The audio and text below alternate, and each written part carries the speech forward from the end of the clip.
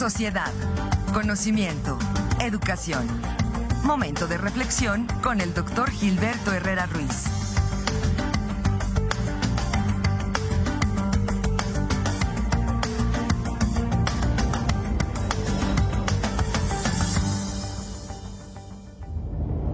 Continuamos con más aquí en Presencia Universitaria. En esta mañana le damos la bienvenida al doctor Gilberto Herrera Ruiz. Gracias por estar con nosotros, doctor, senador de la República, quien nos viene a platicar sobre todo el trabajo que se está realizando ahí en el Senado. ¿Cómo está, doctor?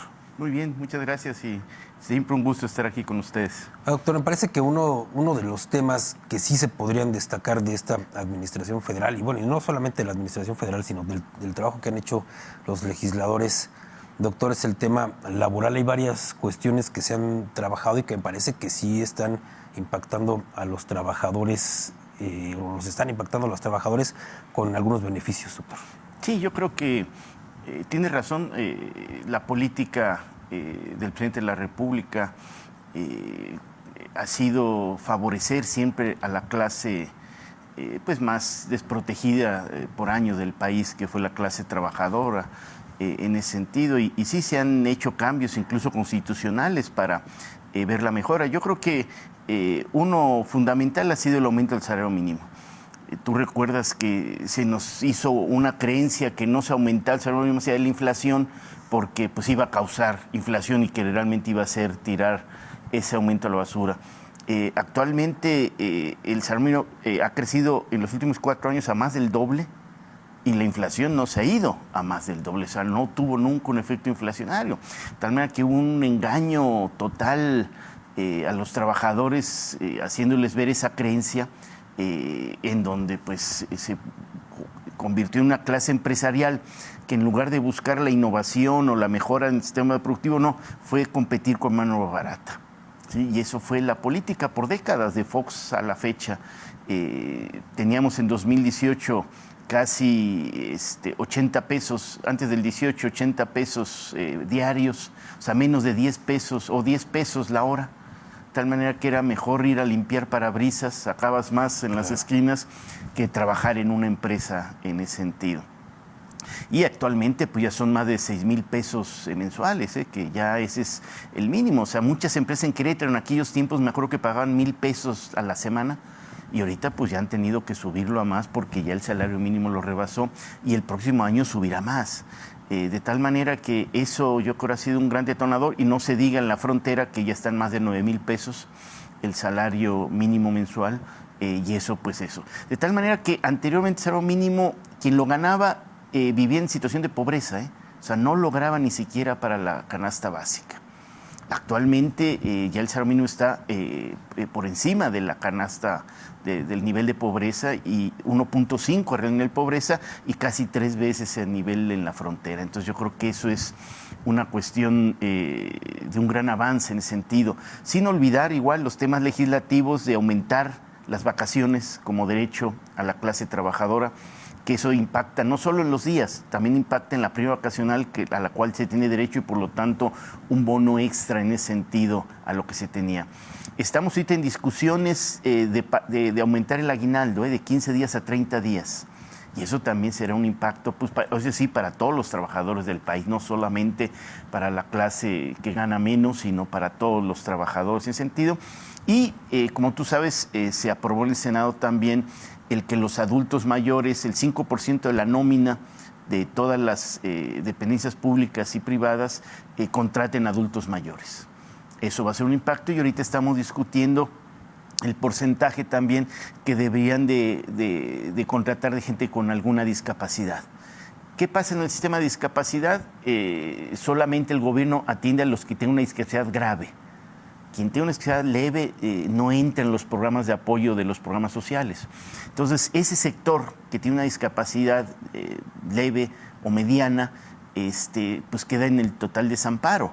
Tanto laboral, porque simplemente alguien que no tiene una discapacidad va a tener más oportunidad que él, y no tiene acceso a los programas sociales que ese gobierno ha implementado. Entonces, ese sector es el que estamos buscando que se beneficie. Y entonces estamos hablando de un 2% de la nómina, ¿sí?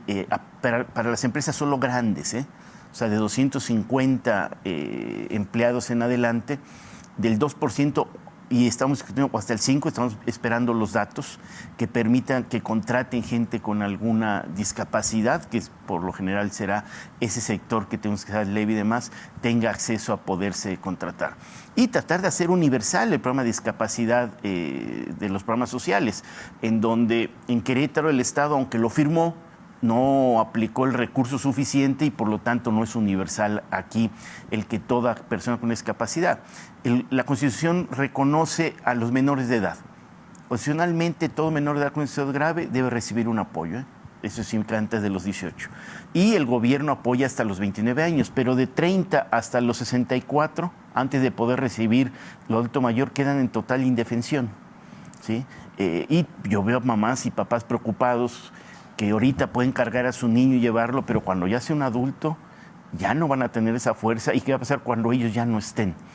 Y ahí es donde pues, muchos estados ya lo tienen en forma universal, apoyando, complementando el apoyo federal en ese sentido, y Querétaro pues todavía falta que el gobernador se comprometa y en lugar de estar haciéndolo de 5 de febrero o tantos puentes, apoye realmente a ese sector de la población que falta. O sea, apoyó con muy pocos recursos, de tal manera que solo en algunos municipios se está dando y en otros no.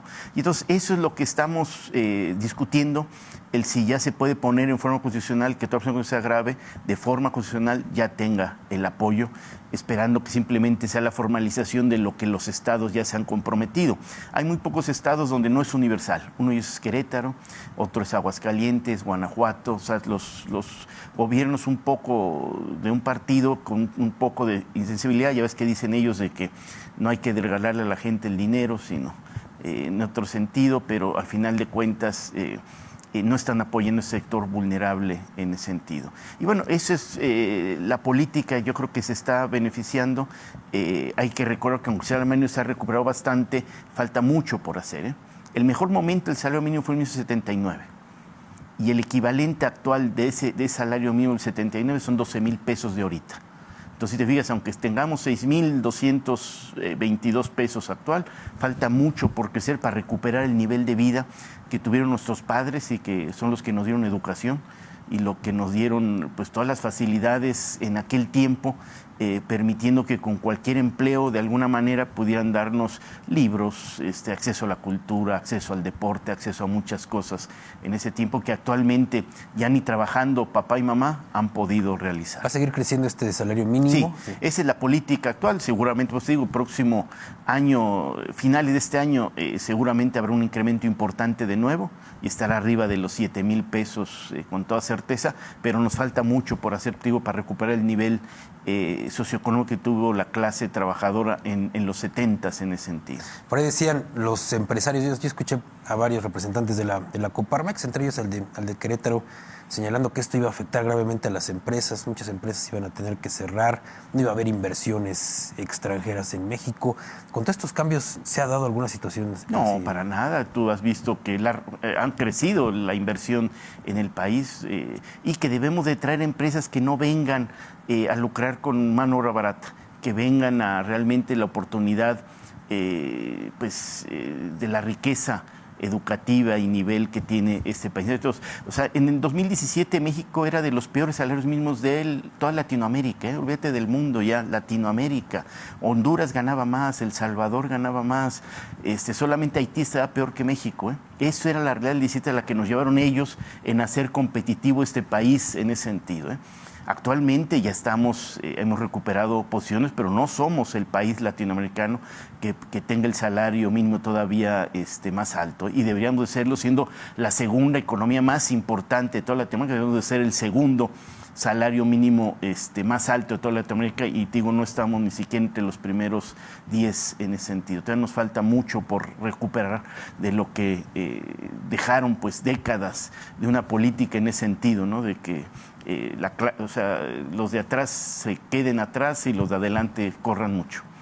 Y también, doctor, ahí los ciudadanos hemos visto estos cambios, todavía sí hemos tenido algunas mejoras, pero también hemos sentido que todavía hace falta más. Y me parece que ahí uno de los puntos que no nos ha ayudado es el de la inflación, que es mundial, ya lo hemos dicho, pero que también en México nos ha pegado mucho, doctor. Ahí en ese sentido, las políticas públicas y lo que se está haciendo desde lo que les toca, es lo adecuado? ¿Cuál es el trabajo que está haciendo al respecto, doctor? Pues bueno, la inflación es un tema mundial, producto pues de la guerra de Ucrania, más un tema de la pandemia, pero creo que el país es de los que tiene de las inflaciones más bajas, en ese sentido sí, de Latinoamérica. Y yo hacía comparación de dos políticas económicas de dos países a raíz de la pandemia. ¿Sí? Uno fue México, el otro fue Colombia. Si te acuerdas, al presidente le criticaron mucho que no pidiera prestado dinero durante la pandemia, ¿sí? Porque pues, iban a perder empleos, iba a entrar una crisis económica grave y que no le diera los recursos que hubiera a los grandes empresarios para evitar que se pierdan los empleos. Sí, no fue eso. Hubo un programa en donde se apoyó incluso al sector informal, el que nunca había recibido un apoyo porque es un tema de alguna manera irregular. El sector informal, este presidente lo reconoce como una parte de la economía de ese país y empezó a dar microcréditos a gente del sector informal que tuviera puestecitos, vendedores y demás, aunque no pagaran impuestos en ese sentido. El otro fue Colombia, que sí hizo lo que le dijo el Fondo Monetario Internacional, 13,000 millones de dólares prestados, se lo destinó a los trabajadores y demás. Y acuérdate la crisis que vivió Colombia. O sea, Colombia vive una crisis en donde incluso pierden las elecciones totalmente, se cierran las plazas porque la gente no tenía que comer y nada que hacer en ese sentido. Tiene la inflación más alta de Latinoamérica, muy por encima de la nuestra, y ha tenido que devaluar su moneda un 50%, eran de 3,000, ahorita está en 4,600 el peso colombiano, ¿sí? Frente al dólar. Mientras México no hemos tenido que devaluar. ¿Sí? No vino una crisis en el sentido del sector social y demás, no padeció la gente hambre, unas cosas que en aquel país sucedió, y ahí están las dos políticas diferenciadas en ese sentido, de países de alguna manera latinoamericanos y que viven. Entonces, ese es, yo creo, se está llevando, el presidente conoce muy bien la economía pues, del sector popular, y ahí es donde ha trabajado. Y sí, tenemos una inflación del 7.8 y demás, pero que trabajará para irla reduciendo, pero tío, son impactos más bien de clase mundiales que hasta Estados Unidos también la está padeciendo, pero creo que la ha manejado de una forma adecuada, tío, comparado a otros países, incluido Brasil y otros más. Doctor, y aprovechando que tenemos un poquito de tiempo y una pregunta que nos hacen, me parece que también es relevante porque hay muchas personas que continúan en la informalidad por diversas situaciones y entre ellas nos pregunta la señora Josefina Villalobos, dice que hay que no hay muchos recursos y que hay personas como la señora del aseo, dice que trabaja con ella, cobra 350 por 4 horas. ¿Qué pasa con todas estas personas que están trabajando de forma informal? Bueno, ellos? Ya el sector doméstico no es informal, ya está obligado todo dueño de la casa a formalizar a todos los trabajadores del hogar. Hay facilidades que se dan, puede hacerse en línea y demás y pagarles el seguro social. En ese sentido, ellos deben entrar en la formalidad. Y lo mismo un poco pasó con el outsourcing.